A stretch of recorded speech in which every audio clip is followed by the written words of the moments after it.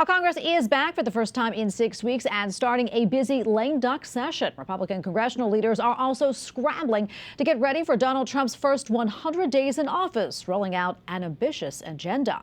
Capitol Hill correspondent Erik Rosales joins us now with that story. Erik. Good evening, Tracy. A lot needs to get done during this lame duck session, like funding the government, along with passing a defense authorization and even a farm bill. Congress only has about 5 weeks before the 118th Congress ends, just before Christmas. But right now, House Republican leaders are looking ahead to January 20th, when President-elect Donald Trump takes control of the White House. And House Speaker Mike Johnson wants to hit the ground running. The American people want us to implement and deliver that America First agenda.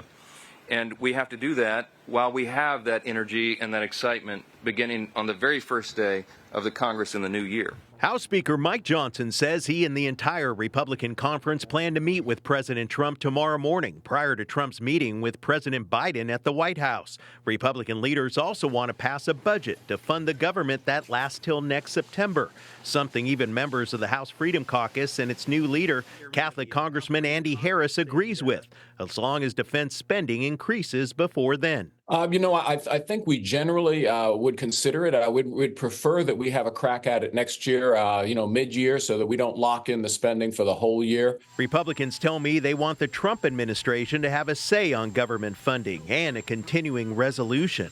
But he also wants to get to September so that he can give his conference time to get a reconciliation package through the Congress, and so that they can start implementing Trump agenda in the first 100 days rather than having to deal with a government funding package in the middle of March. Democrats are in the minority of both chambers, but Congressman Jim McGovern, a Catholic, tells me they still plan to be the watchdog. We're going to have to be a guardrail, and the press is going to have to be a guardrail, and average citizens are going to have to be a guardrail and use their constitutional right to freedom of speech to speak up and out against policies that we deplore.